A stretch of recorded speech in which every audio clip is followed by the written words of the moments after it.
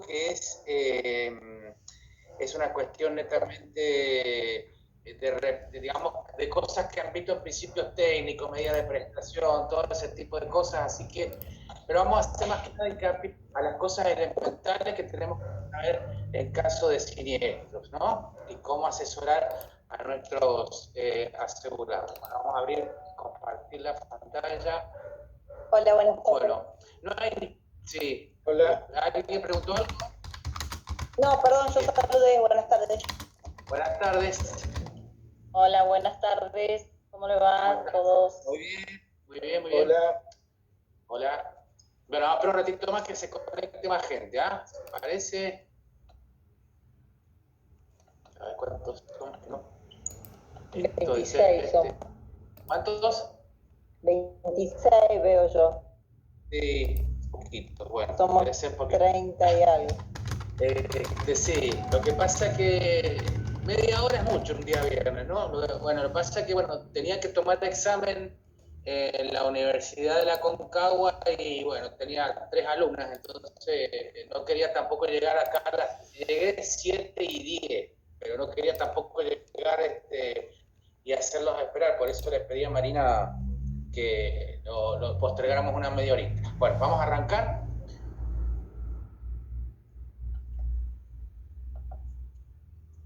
Bueno, el momento de la verdad, ¿no? Pues hemos hecho el asesoramiento, como dicen muchos, ustedes venden intangibles, sí, venden humo, te dicen algunos, bueno, pero el tema de la verdad llega en este momento. Hay una vez un gran productor de Córdoba, charlando con él, un señor que ya falleció, me dijo, el negocio empieza en ese momento, porque todo el mundo piensa, ¿cuándo el negocio del seguro? Y uno dice, en el momento que lo asesoré, en el momento que le vendí la póliza, en el momento, en esa época me decía él, no era la póliza digital, que le entregué la póliza, pero el error de todo productor es desligarse del tema una vez que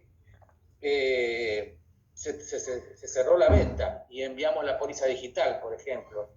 El tema es muy complicado y hay que tener un seguimiento constante. Nos asiste como productores el derecho de estar informado de todas las etapas del siniestro. Y es muy importante, y eso es lo que nos va a diferenciar de un banco de un agente institutorio.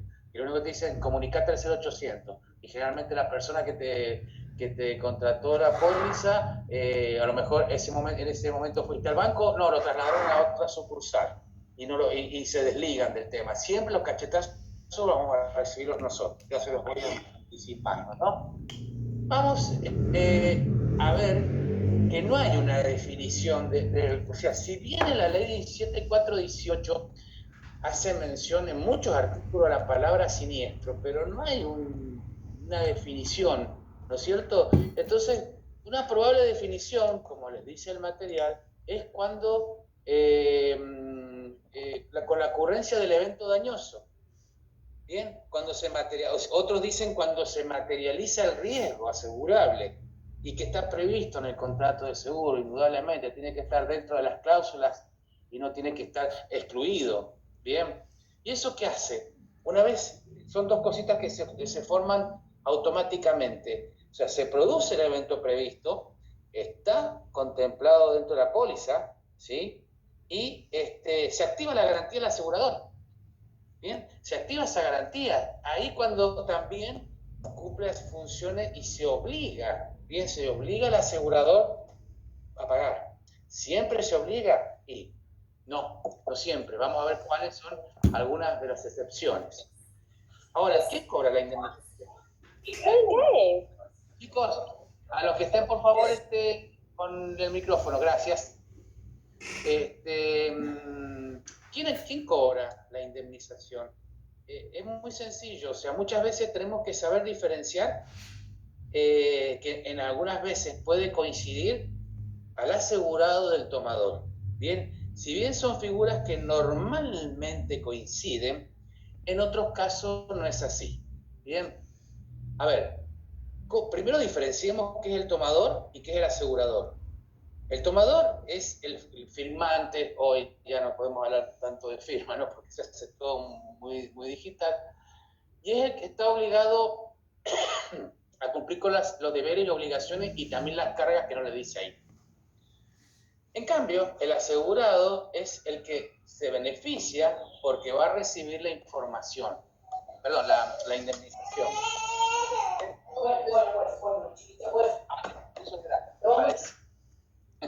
Ahí está. Entonces, parece que no le debe gustar mi clase a ese bebé. Entonces, como les dije anteriormente, tenemos que diferenciar, y ahí te da la pauta de cómo separa el asegurado o el beneficiario de la indemnización.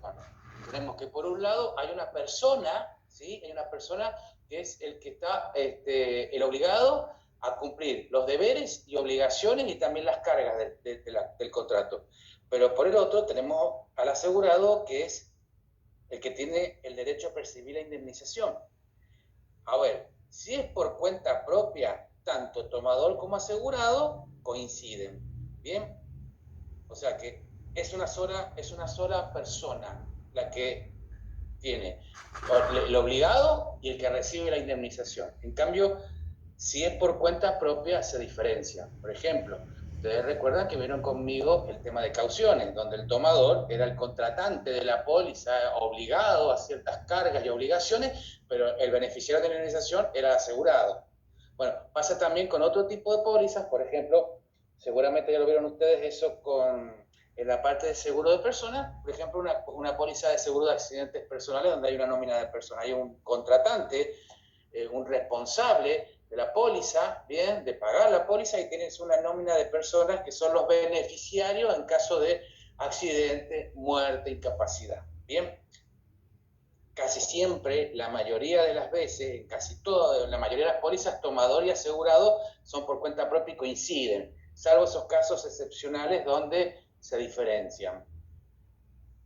Bueno, ¿cuándo se configura un siniestro? Bueno, en algunos casos es muy sencillo, fíjense, porque si estamos hablando de un seguro de vida, hasta cualquier persona sabe que cuando se produce el fallecimiento o si tiene cubierta la incapacidad también, ¿cierto? En ART también lo han visto, es el tema cuando se accidenta el empleado. Caución lo vieron conmigo, ¿cuándo se configuraba? Cuando el tomador no cumplía con lo que se había obligado frente al asegurado, ¿sí? En automotores pueden existir distintas variables, ¿no? Con el accidente de tránsito, por ejemplo, produciendo lesiones a terceros, y cuando tiene un accidente con cobertura de casco, incendio, robo, accidente, ¿bien? Por último, en la responsabilidad civil, cuando afectamos, ¿bien?, los bienes o la salud de personas que son terceras frente a nosotros, ¿bien? Ahí se activa. No sé si decirle que se configura en ese momento, no creo que ahí está esa parte del material, está un poco difusa, porque realmente nosotros no se configura el siniestro hasta tanto viene la demanda, por así decirlo, ¿no? La demanda, por supuesto, o el reclamo extrajudicial. Ahora bien, vamos a hablar de evaluación. ¿Cómo monetariamente tenemos que evaluar los bienes y posteriormente cómo lo vamos a pagar o cómo lo vamos a indemnizar? Bueno, acá tenemos, por ejemplo, distintas variables y va a depender del del tipo de riesgo. Por ejemplo, el incendio es el edificio al tiempo del siniestro o la reconstrucción. ¿Qué te dice? Acuérdense que en incendio hay dos formas de indemnizar, con la cláusula del tiempo evaluado con depreciación por uso, ¿bien? Y si no, la cláusula de reconstrucción que te permite reconstruir el edificio a nuevo, ¿bien? No hablamos de ningún tipo de depreciación por antigüedad, nada, ¿bien? Las mercaderías en incendio, y les comento, para todos los rubros de robo, eso es el costo de fabricación. Bueno, está ahí con el micrófono abierto, Sebastián, me parece. Sebastián, ¿estás ahí? ¿Sí? Bueno. El tema de los...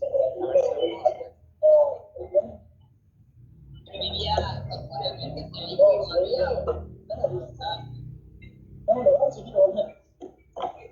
¿Hay alguno que se pueda comunicar con Sebastián, para que no podemos... ¿No lo puede silenciar usted, profe? No, es lo que estaba viendo. A ver, espera. Voy a abrir no puedo decir hasta... Pero viste que... Vamos a ver si lo puedo...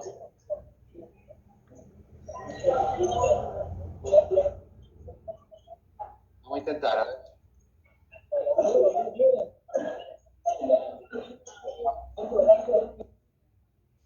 Gracias a Dios. Sí pude. Ahí está. Bueno, vamos a seguir entonces. Bien. Entonces, animales, recuerden que es al tiempo del siniestro, ¿bien?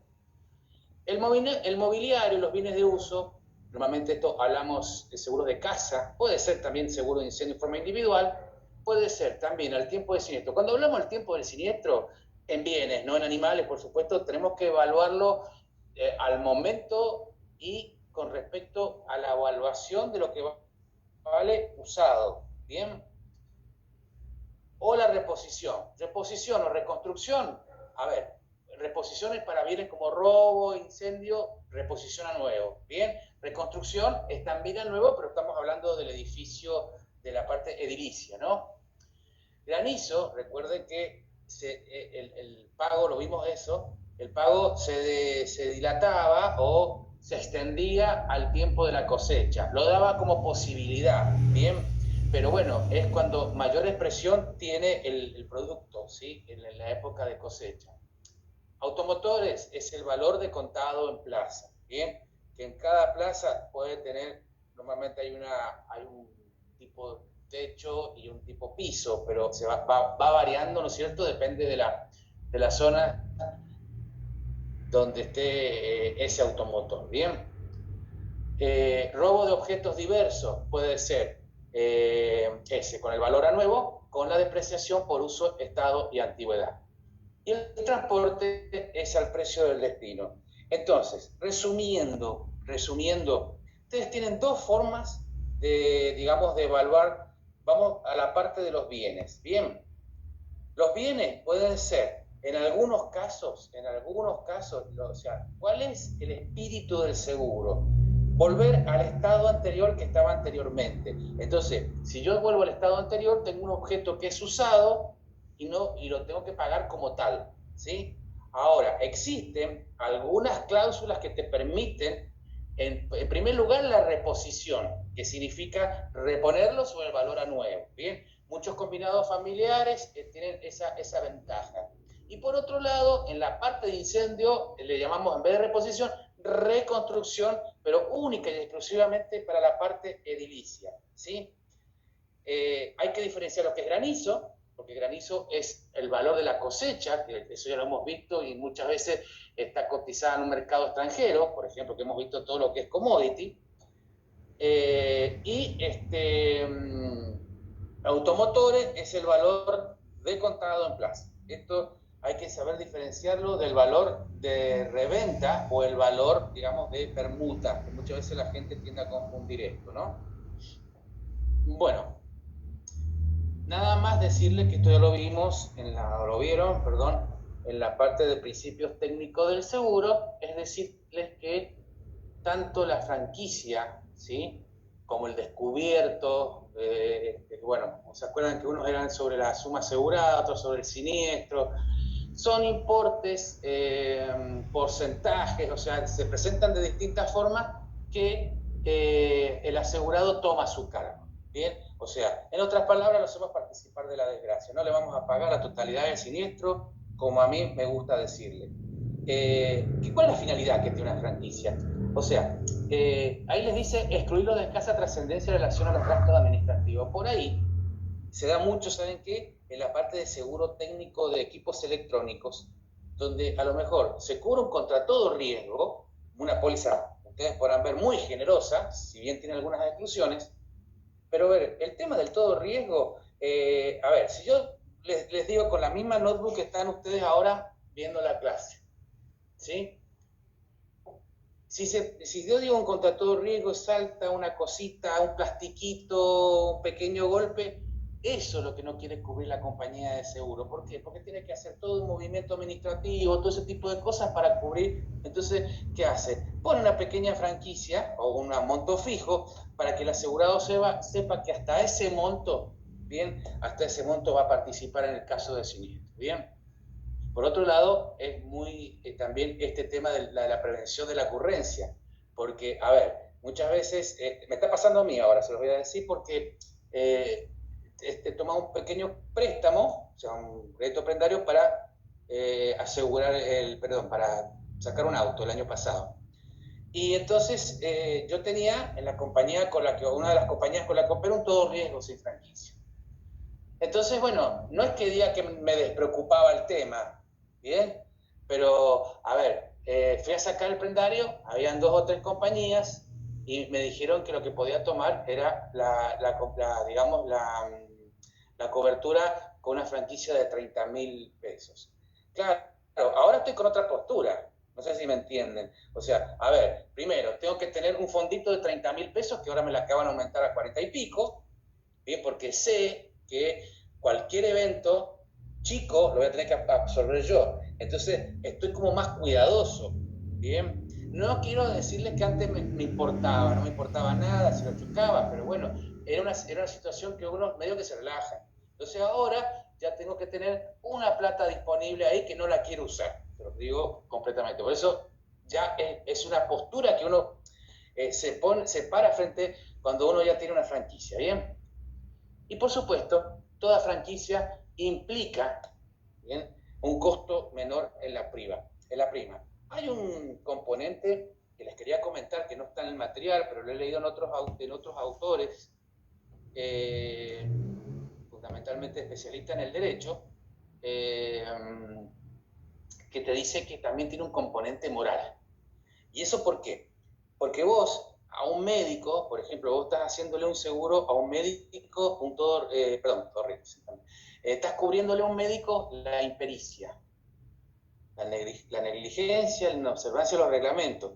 A ver, pero la impericia implica la falta de aptitud para ejercer una actividad, una profesión.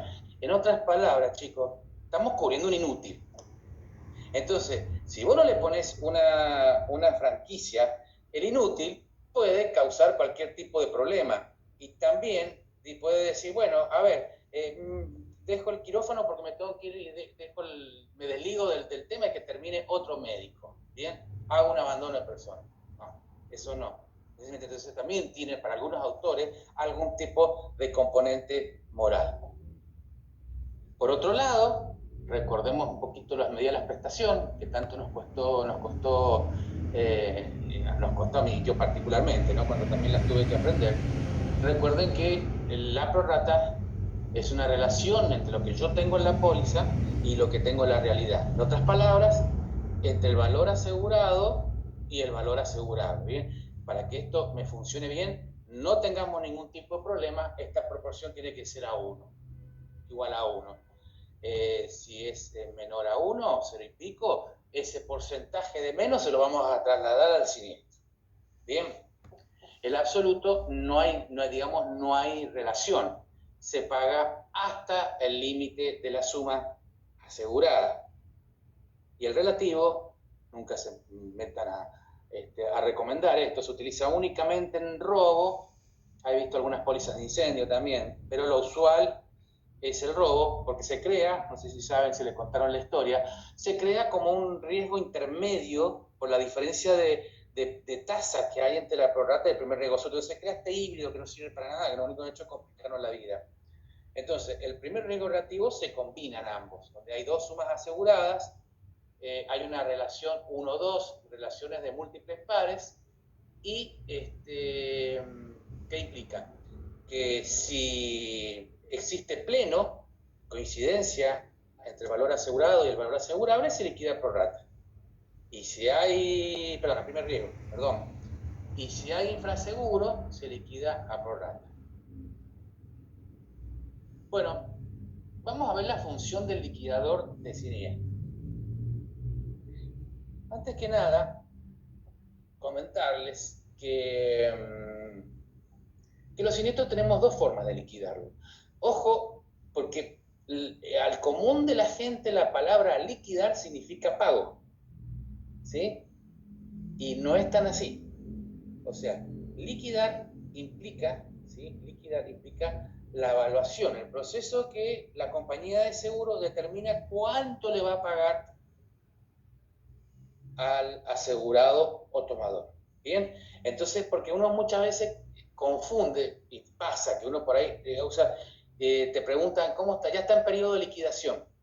Entonces, a la persona que no conoce, liquidar significa, porque dice uno liquidación de sueldo, te pagan el sueldo. Bien, entonces, la persona tiende a confundir. Entonces, ya me lo están pagando, no me lo están valuando. Después de la evaluación, después de esa liquidación, viene el pago. Entonces, primero eso. En primer lado, por un lado, por administración. ¿Qué significa por administración? Por administración significa que una persona perteneciente al riñón de la empresa, básicamente en relación de dependencia, es la encargada de liquidarlo y ofrecer la indemnización. Bien, ¿para qué tipo de siniestro ocurre? Bueno, siniestros donde, en primer lugar, no tengan mucha complejidad, lo pueda liquidar a través de un escritorio, internet, bien, y que tenga, por supuesto, solvencia técnica para hacer este tipo de trabajo. Pero tenemos algunos tipos de siniestros que debido a su complejidad, ¿sí? se requiere un profesional que rinde un examen como ustedes, tiene que rendir un examen como ustedes, está inscrito en el registro de liquidadores de siniestro y tiene un número de matrícula. Ese profesional es el liquidador de siniestro, ¿bien? Donde debe tener, ¿no es cierto?, la suficiente solvencia técnica para liquidar el siniestro. Puede ser una persona física o jurídica, ¿bien? ¿Y qué es lo que investiga esta persona? Primero, cómo ocurrió el siniestro, ¿bien? Una vez que tiene el panorama, lo compara con la póliza y quiere ver si ese evento está dentro de las cláusulas del contrato. En algunos casos, se aprovecha, la compañía de seguro aprovecha el tema de que designa la designación, aprovecha la designación y le hace firmar la indemnización al asegurado. Entonces, como les vuelvo a repetir, en primer lugar, analiza el hecho, lee la póliza, ¿está cubierto o no está cubierto? ¿Está cubierto? Perfecto. Vamos, avancemos y lo liquidamos. Entonces, puede tener 1, 2, 3 reuniones, todo va a depender de la complejidad del siniestro y de cómo tenga la administración el asegurado. Si tiene una administración desordenada y probablemente cueste más, va a cortar más tiempo liquidar, evaluarlo, ese daño. Yo les quería comentar un caso que me pasó a mí, 2 casos que siempre doy como ejemplo en los cursos, que es 2 robos, ¿bien? En uno, y los 2 con la regla de prorrata, ¿sí? En uno fue una botonería, con una administración desordenada, por así decirlo, ¿bien? Todo con factura, pero todo desordenado, o sea, no había un orden administrativo. ¿Cuál es el tema? Ustedes saben, si ustedes van a una botonería, ese tipo de rubro, tienen 200 millones de artículos, ¿bien? Entonces, si bien el siniestro no era de gran implicancia, pero había que evaluar el 100%, el valor asegurado, el valor asegurable. Bueno, tardó muchos días. ¿Por qué? Porque hubo que hacer una especie, ¿cómo les podría explicar?, de control de stock, donde el asegurado no tenía, la administración en forma de nada, como les dije anteriormente. Me pasó otro que fue todo lo contrario, con esa misma persona, que es un contador público, y por ejemplo se liquidó una tarde. Ustedes me dicen, ¿cómo puede ser? El otro no sé cuánto, 2 o 3 semanas. Claro, ¿por qué? Porque era una venta de bombas eléctricas, ¿sí? Y era mucho valor, pero pocos productos. Entonces estaban todos exhibidos en el piso, en un salón comercial. y en algunos estantes, los accesorios. Entonces, a ver, había que determinar el capital, se determinó una tarde, no fue tanto. Entonces, hay que ver por eso qué te toca frente para liquidar. Algunos son más sencillos, otros menos complejos, ¿no? Incendio ya tiene otro grado de complejidad por las cosas que desaparecen, bueno, todo ese tipo de cosas. Las características de un liquidador personal externo no perteneciente, digo yo, al riñón de la compañía de seguro, no está en relación de dependencia. Su designación tiene que ser notificada al domicilio del asegurado, o sea, a ver, tienen que avisar con anticipación que quien va a liquidar el siniestro va a ser tal persona, matrícula número tanto, ¿bien? Indudablemente que tiene conocimientos técnicos e informativos. ¿Por qué? Porque es una persona que ha hecho un curso, igual que ustedes, pero sin embargo se ha seguido especializando con el tema. Emite un dictamen. Dictamen no es una ley, no es nada, sino que le dice a la compañía de seguro, hay que pagar tal monto. Bien, ese monto no es vinculante para la resolución final de la aseguradora. O sea, él dice que hay que pagar eso. La compañía de seguro va a pagar o más o menos. Siempre que pague más o menos lo deberá fundamentar. No es que diga, a ver, este señor ofrece tanto y le pago de menos. Generalmente no pagan de menos, pagan lo que le dice la compañía de seguro. Pero por ahí hay muchas veces excepciones. ¿Por qué le digo? Porque la compañía de seguro, por una cuestión netamente comercial, tiene un cliente importante, hay una situación de infraseguro, vamos a suponer, y está pagando de menos, entonces se puede conversar y decir, bueno, mire, este es un cliente que trae una prima importante por año, por semestre, por cuatrimestre, y por una pequeña diferencia vamos a perder todo ese paquete de clientes que se vaya a otra compañía. Bien, en esos casos es más factible que se pague hasta de más, ¿no? ¿Cómo se indemniza? Bien, se indemniza hasta la suma asegurada, siempre, no más. Pero recuerden que tenemos la cláusula de salvamento. ¿Se acuerdan lo que decía la cláusula de salvamento? Te decía que el asegurado es una carga, perdón, es una obligación el salvamento, y está obligado a hacer todo lo posible para atenuar o disminuir el siniestro. Y todos los gastos razonables que incurra van a ser pagados en la indemnización, por más que exceda la suma asegurada. Entonces, ese sería el único caso, ¿bien? El único caso que se pagaría de más, ¿bien? ¿Qué pasaba en el caso de sobreseguro? Hemos asegurado de más. Muchas veces es una práctica que recurrimos habitualmente ante la duda. Aseguramos de más para no crear situaciones de infraseguro. Ahora, ¿qué pasa? El asegurador va a pagar el perjuicio real, no lo que te dice la póliza, ni dar un poquito más, ¿bien? En cuyo caso, si ha habido sobreseguro, tiene derecho a percibir la prima y no se le puede hacer ningún tipo de devolución al asegurado. Bien, el monto final debe ser notificado fehacientemente al asegurado. A ver, hoy existen otros canales, hasta hace unos años atrás que no existía el mail, todo ese tipo de cosas. ¿Cómo eran las notificaciones? Eran a través de una carta documento, ¿bien? En donde se notificaba y también la carta documento lo vamos a ver en el rechazo del siniestro. Pero hoy en día se te permite, por lo menos el ofrecimiento se haga a través de los canales digamos, por ejemplo, los correos, vía mail o correo electrónico. Y es más, muchas aseguradoras te ponen, en caso de estar de acuerdo, porque vos estás dando un correo que es tuyo, personal, en caso de estar de acuerdo, confirme por este medio la aceptación. Contestan, confirma la aceptación y ahí se va al periodo de pago. Bien.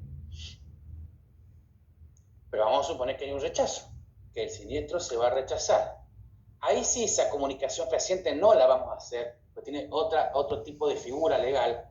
No la vamos a hacer a través de un mail. ¿Cómo piensan que la vamos a hacer? A través de una carta documento, ¿bien? En donde se le dice esta empresa, esta aseguradora, esta sociedad no va a hacerse cargo de tal siniestro por tal y tal motivo. O sea, a ver, es lo que viene es lo que viene con posterioridad, de haber una fundamentación sólida. O sea, yo no puedo rechazar, te vamos a rechazar el siniestro y nada más.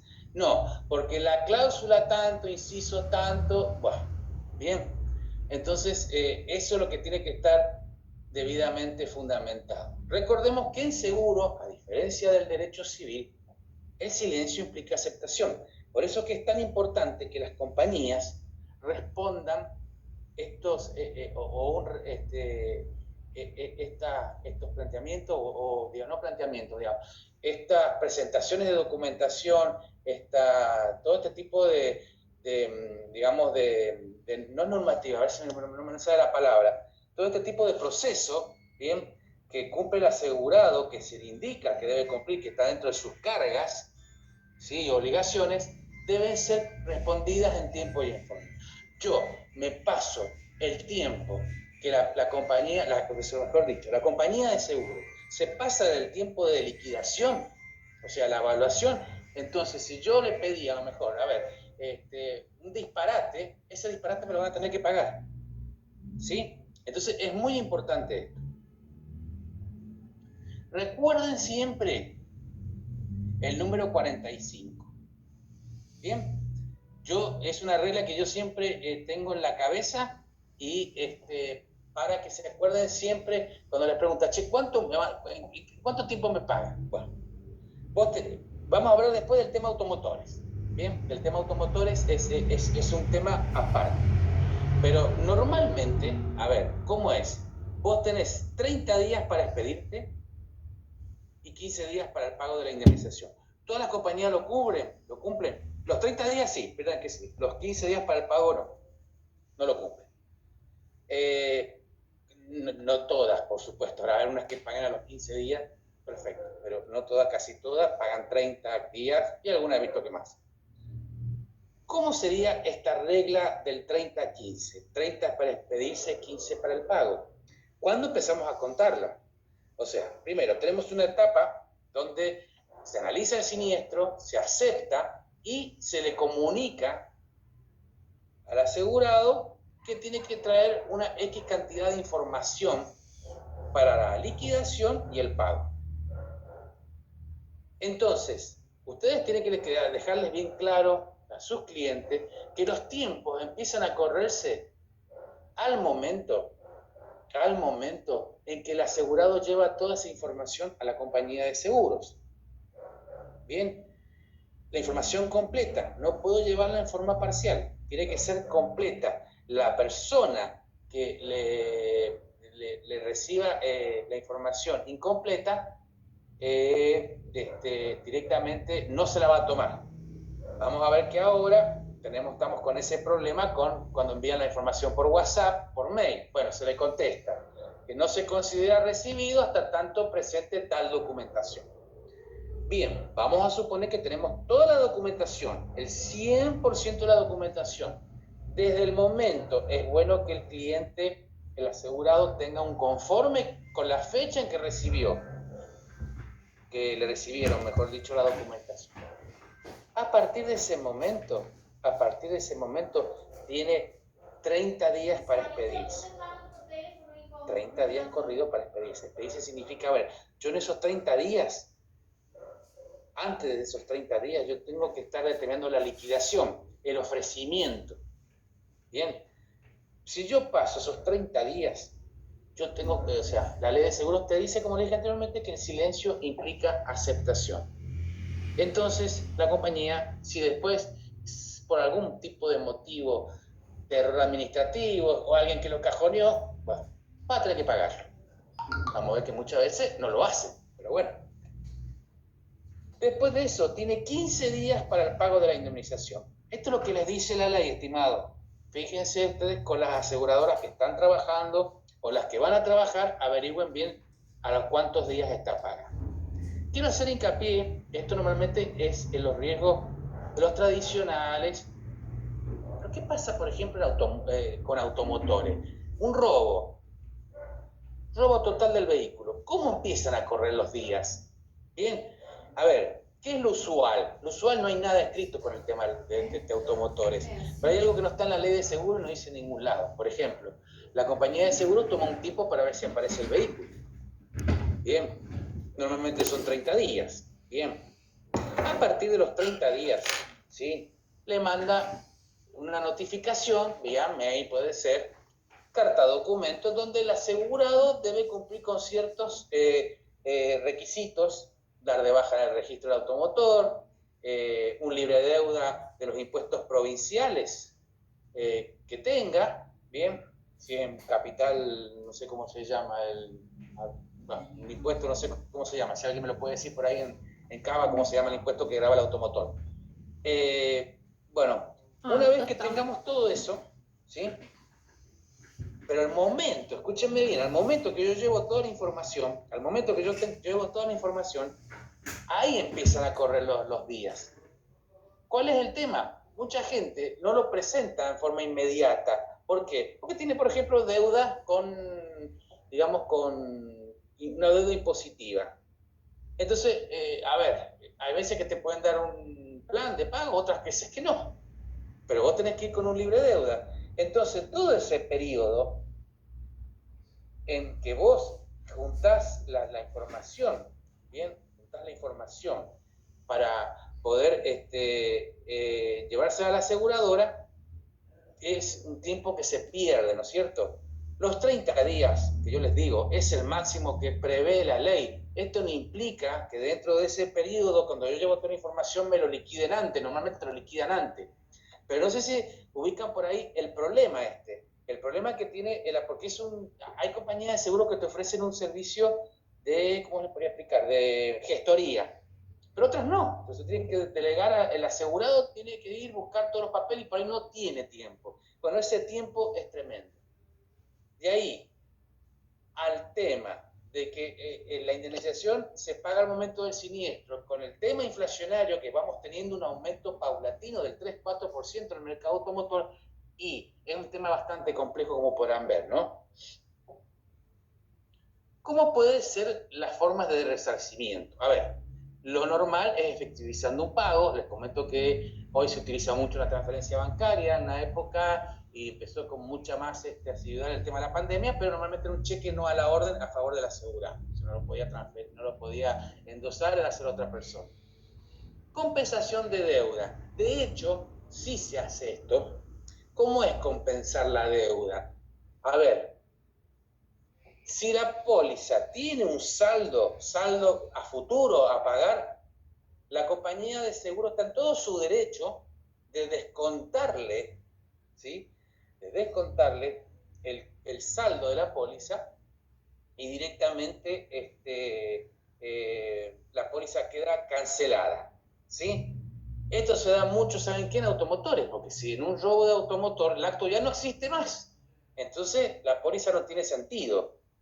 Entonces, y ya está transferida y está firmada, que si aparece, ese auto va a ser propiedad del asegurador. Entonces se compensa. A ver, ¿me debes tanto? Y yo te tengo que pagar tanto, bueno, te descuento esto de la póliza y ahí terminamos el tema. Reparando el bien, si es que la aseguradora tiene algún tipo de prestador que repare bien, esto se da mucho en automotores, o sustituyendo un bien con otro. También se da mucho en los seguros de casa, va a depender del asegurador y el prestador, puede tener un arreglo con alguno de estos prestadores que ya están desapareciendo, algunos estos de retail, los que era, qué sé yo, Ribeiro, Garbarino, que ya están desapareciendo todos, no se me ocurre otro, Naldo creo que es uno. Pero bueno, ¿cómo se llama? Frávega, bueno, todo eso que es Musimundo, que todavía siguen existiendo. Podemos darle una orden, el tipo va, retira el bien. Bien, esas serían las formas que podemos nosotros pagar y que son legalmente permitidas. Bien, ahora sí veamos lo que son las cargas y obligaciones. Lo de las cargas me da una letra buenísima que se las quiero recomendar. Primero digamos qué es la carga. Es un acto, como ustedes están viendo, que si uno lo realiza, el asegurado en tiempo y en forma, le otorgará derechos y beneficios frente al asegurador. Por eso se dice que la carga de la denuncia, porque si yo hago la denuncia en tiempo, voy a tener el beneficio que me paguen la indemnización. La obligación, en cambio, es otra, ambas son como especies de imposiciones, ¿no? Pero, a ver, si yo no cumplo con esa obligación, con esa imposición, puedo generar una sanción. Por ejemplo, si yo tengo que tener determinadas medidas de seguridad en un riesgo tan básico como robo y no las cumplo, el asegurador se va a librar de pagarme. La sanción va a ser que no me van a pagar el siniestro. ¿Saben qué les quería comentar? Que a mí me ha dado muy buenos resultados. Es darle, a ver, muchas veces tenemos cierta altura del mes, todos los productores de seguro nos vienen notificaciones de rechazo de tarjetas de crédito, porque no ha pagado el cliente, no había fondos suficientes en la cuenta bancaria. Y es una parte que por ahí es media delicada. A mí particularmente comunicar eso no es una cosa que me agrade, porque yo no sé la situación que está teniendo el tipo, no sé si está complicado, si a lo mejor se olvidó, y entonces, no sé si les ha pasado que muchas veces uno cuando está con algún tipo de problema económico que te llame para notificarte una deuda te para los pelos, es así. Y más con el tema del seguro, porque otras cosas por ahí te dicen, bueno, la luz, no, yo con la luz no creo que me la corten, pero el tema del seguro es algo muy especial, que por ahí se le activa la ira a la persona. Entonces, ¿saben qué? Aprendí de esto. Entonces, es un consejo que les doy. ¿Qué hago? Directamente cuando se me plantea esta situación de tener que informar, yo muchas veces pongo un mensaje de texto, estimado no sé cuánto, quería informarte que no hemos podido debitarte por falta de fondos el seguro y te he mandado un cupón, PDF, un cupón a tu correo para que no pierdas los beneficios de la cobertura. Entonces es como que uno ya se la dio vuelta, ¿vieron? No es que voy a decir, che, si no pagas no tenés cobertura. A ver, si la damos vuelta, entonces no queda tan violento. Me ha dado muy buenos resultados, por eso se los quería aconsejar esto. ¿Quién puede denunciar un siniestro? Dice cualquier persona, inclusive los terceros interesados. Ahora vamos a los hechos, estimado. Si no viene el asegurado, no te lo van a tomar la denuncia. O sea, a ver, puede ser un asegurado, puede ser el hermano, uno puede estar enfermo, puede ser parte del interés asegurable, pero a mí esto que dice que el tercero, miren, esto en la práctica no se da. Normalmente, te estoy hablando de automotores, ¿no? Y por decir el reclamo de responsabilidad civil. Normalmente, más que nada en automotores, viene una persona afectada por un siniestro de automotores, un tercero, y hasta que el asegurado no hace la denuncia, la compañía de seguros no le toma el reclamo. Hay pocas que lo hacen. Yo he visto que hay pocas que lo hacen. Cumplen con esta pauta, y lo emplazan al asegurado para que venga a hacer la denuncia. Pero la mayoría, ¿saben lo que dicen? Por una cuestión de problema administrativo, más que nada, no por mala voluntad. Porque, está diseñado el proceso digamos, como que para que haga la denuncia primero el asegurado y después venga el reclamo, ¿sí? Pero bueno, no es tan así. La ley te dice eso y ustedes van a contestar eso, pero yo creo que la parte práctica no es tan así, ¿bien? Bueno, ¿por qué tiene importancia la denuncia, no? Primero, porque uno toma conocimiento, ¿bien? Y, a ver, analizamos la póliza, la compañía de seguro dice, bueno, ¿hasta dónde me tengo que obligar yo con este señor? ¿Bien? Por otro lado, la denuncia en tiempo y en forma implica, ¿bien?, que nosotros vamos a tener tiempo para tratar de evitar o neutralizar el fraude. Siempre, digamos, cuando son los pretextos para hacer la denuncia tardía, es un semáforo amarillo por el tema del fraude, porque el tipo ha estado pensando, más o menos maquinando cómo perjudicar a la compañía de seguro. Bien, también te permite, bien, esto es fundamental, contestar en tiempo y en forma cualquier intimación judicial. Recuerden que esto lo vieron en la parte de responsabilidad civil. O sea, cuando le cae la carta documento, directamente la compañía de seguro tiene un determinado tiempo para contestarla, ¿sí? Entonces, esto es también importante con la denuncia en tiempo y en forma, ¿no? Y también, porque esto también para la compañía es importante, porque permite ver si hay algún tercero responsable en ese siniestro y subrogar. A ver, yo le pago al asegurado, pero si vos tuviste algún tipo de culpabilidad, vas a tener que pagarlo. Pasa siempre esto con la parte de transporte. Bueno, eso vamos a ver ahora cuáles son las cargas y obligaciones del asegurado y las de después del asegurador. Bien, primero la denuncia que ustedes saben dentro de los 3 días. Después, esto es muy importante, debe brindarle a la compañía de seguros toda la información que le requiera. Bien, ahora esa información tiene que ser razonable, que no se, que no, como le dice la Filmina, no se ponga una práctica abusiva para que yo le dilate y el tema del pago del siniestro, le ponga, información excesiva y sin justificación por el solo hecho de no pagar, bien, o dilatar el pago.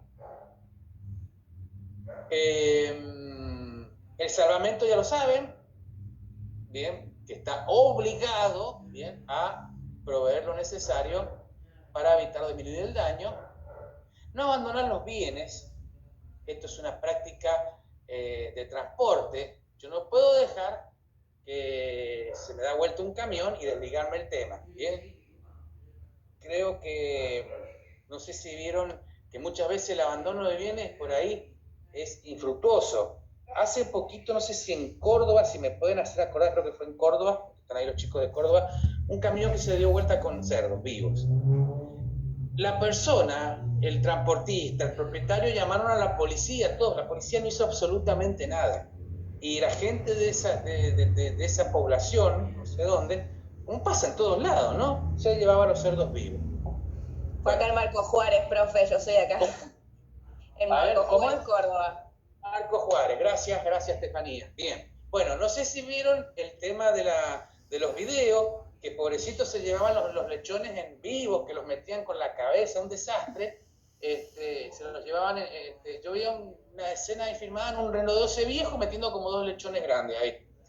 Bueno, el tipo seguramente llamó a la policía hasta que tomó, imagínense, porque después tiene que tomar personas para que ayuden a la asistencia o a otro medio de transporte que tiene que llevar la carga. Bueno, pero la policía no hizo absolutamente nada, estaba la policía parada. Bueno, ahí no podemos decir que el tipo haya abandonado los bienes, hizo todo lo posible, primero llamó a la autoridad pública para que salvaguardara los bienes. De acá que llegó el otro camión, indudablemente no quedó un solo lechón. Bien, bueno, no introducir cambios en las cosas dañadas. A ver, esto tiene un porqué, porque esto le permite trabajar bien al liquidador. Recuerden, esto es básicamente, está orientado a todos los riesgos, pero recuerden que era una de las cargas de granizo. ¿Se acuerdan que en granizo decía, bueno, no introducir las cosas, si estábamos en periodo de cosecha había que dejar unas zonas libres para que seguir cosechando, pero dejar después trabajar al liquidador? Bien, importante, no incurrir en el agravamiento de riesgo. Si yo estoy, a ver, ¿qué es el agravamiento de riesgo? Estoy cometiendo algo que es un ilícito, es un fraude, no puedo estar deliberadamente, que eso ya lo hemos visto, ¿no? El daño, incrementarlo, ¿bien? Y esto, más que nada, es la parte de responsabilidad civil, que ya lo vieron en automotor, lo vieron en responsabilidad civil, no transar ni reconocer responsabilidad de tercero. ¿Esto qué implica? Yo tengo una póliza de 17 millones de pesos de automotores, por ejemplo. Eso implica, yo choco en la esquina, mira, pero yo tengo 17 millones, toma, te firmo que te voy a pagar 1 millón, llévatela, te pago el auto. No, eso quien tiene que hacer ese arreglo es prioritariamente la compañía de seguro, exclusivamente, no prioritariamente. ¿Cuánto pierde la pérdida de derechos del asegurado? Justamente, dejar de cumplir intencionalmente el salvamento. Vamos a suponer que esta persona, vamos a ir al ejemplo a Marco Juárez, en Córdoba, deja de cumplir intencionalmente el salvamento. Dice, no, ni me preocupo, chao, lo dejo. Bueno, si te quedó algo, indudablemente no te vamos a pagar. Y con la práctica de fraude que hay que comprobarlo, ¿bien? Hay que comprobarlo.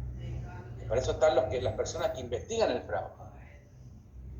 Bueno, esos son lo que le corresponde al asegurado. ¿Qué es lo que le corresponde al asegurador? Bien, si existe rechazo, bueno, a ver, nos tiene que notificar en forma fehaciente, como les dije yo, con una carta de documento y bien fundamentada.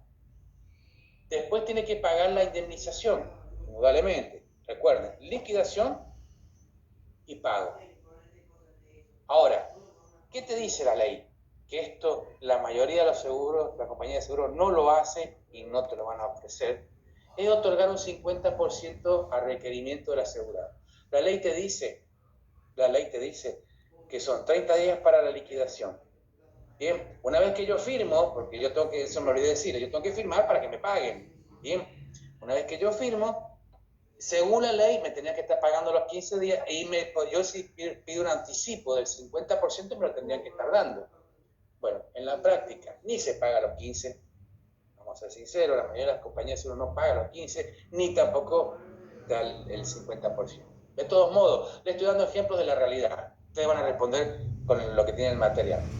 Reembolsar los gastos de salvamento. Vamos a suponer que este señor le dieron, la policía se impuso, pudo salvar, no sé, el 70 al 80% de la carga. Bueno, los lechones pudieron ser salvados, no pararon ahí a la parrilla. Bien, y por último, pagar los gastos y honorarios judiciales en defensa civil. Acuérdense que son las dos partes, ¿no? Porque si la parte del asegurado pierde, habrá que pagar no solamente los honorarios de la compañía, a los abogados de la compañía de seguro, sino también los abogados, ¿sí?, de la parte demandante contra la compañía del seguro, que defiende los derechos del tercero.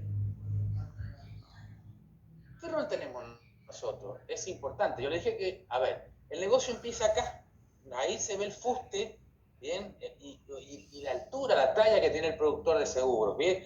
Pero no solamente, a ver, olvídese el asesoramiento porque eso es parte, sino el seguimiento y cómo uno debe estar encima de todo, ¿bien? Porque si uno no está encima de todo, no mueve las cosas y hay errores humanos, hay desidia, como todas las cosas en todas las empresas, ¿bien?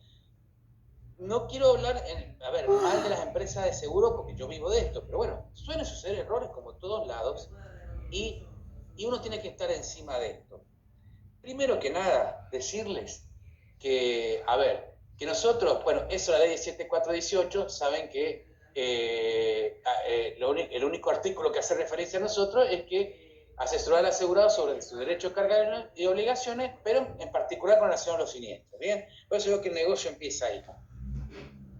Dice que tiene que estar derecho informado en todas las etapas, pero por supuesto nos asiste, no se puede retasear la información al productor de seguro. Esto les va a pasar, muchas compañías de seguros en su web, uno se mete, ve viendo el siniestro, va viendo la evolución, periodo de liquidación, uno le llama, se mete, habla y dice, bueno, mire, está en periodo de liquidación y uno le va informando, si no tendrá que ir a la parte administrativa, llamar y bueno, ir personalmente y preguntar en qué estado está. Pero eso es lo bueno que tienen las web ahora que particularmente uno va siguiendo el proceso. Y eso está bueno, ¿saben por qué? Porque uno sabe si está atrasado o no está atrasado, a quién reclamárselo, quién está liquidando el siniestro. ¿Bien? Eso está bueno. Actualmente dice que podés tomar la denuncia. No estamos obligados a tomar denuncia. Dentro de la ley 22.400 que ustedes vieron, asegurado, el productor no puede tomar denuncia. Tiene un impedimento legal. Ahora, ¿qué pasa? Vamos a los hechos prácticos, por eso se dice que hay que reformular la ley 7418, la 22400 para un poquito blanquear toda esta situación. Hay compañías de seguro que directamente, automotores, les dicen directamente el productor es el que tiene que tomar la denuncia. Entonces ni siquiera un 0800, nada, es el productor. Hay otras aseguradoras que te dan la opción, un 0800. No vamos a discutir ahora, chicos, si es conveniente o no, porque podemos pasarnos hasta las 4, no creo que hasta las 4 de la mañana, porque tienen ganas de irse, pero podemos estar discutiendo horas si es conveniente. Yo si abro el debate ahora, yo les puedo decir que la mitad va a estar a favor y la mitad va a estar en contra. Bien, para resumir esto, tiene sus particularidades, sus ventajas y sus desventajas. Bien, en algunas condiciones yo tengo la opción muchas veces de tomar la denuncia o no. Tomo cuando considero que debe ser tomada porque el cliente lo amerita, porque es una persona mayor. Me pasa muchas veces que personas mayores que no se trata muchas veces de edad. El MST completamente negado de lo que es el tema tecnológico, no sabe mandar un PDF, entonces bueno, tenés que asistirlos, no tampoco los podés tirar al tipo que haga las cosas, esa persona tenés que asistirlas. Bueno, también eso ya lo sabemos, lo vieron en la ley 22.400, es responsable civilmente, siempre. Recuerden que un mal asesoramiento nuestro no puede caer una demanda. Si bien, para que darle la idea, nuestro vínculo contractual es de medios, no de resultados, pero bueno, un mal asesoramiento puede implicar que ese perjuicio que le ocasionamos al asegurado, que nos puedan hacer una demanda. Bueno, vamos a ver los plazos, chicos. Ya estamos terminando. Saben que son 3 días. ¿Cuáles son las excepciones? Ganado, que ya lo vimos.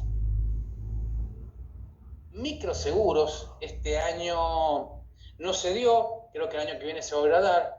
Lo sacan. El tema no sé por qué. Microseguros son seguros accesibles para la población que está vulnerable económicamente.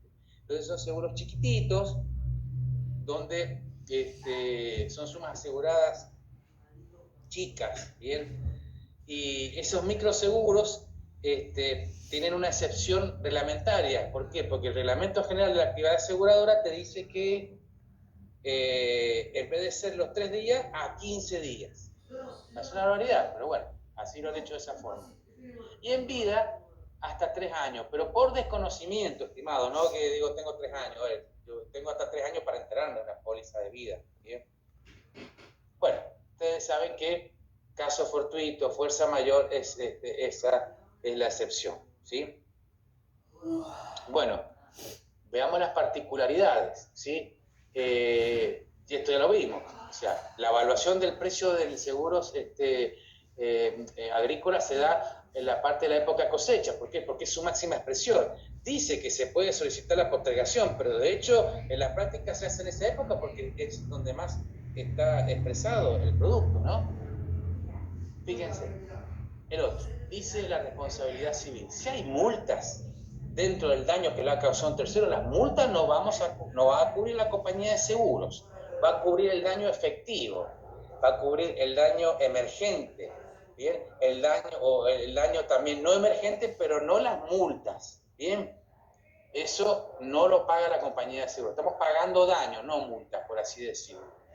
Dice que el crédito del damnificado tiene privilegio sobre la suma asegurada. ¿Qué significa? Que si a un damnificado, a un tercero, se le paga una indemnización, esa indemnización, ¿sabe qué? Está como blindada.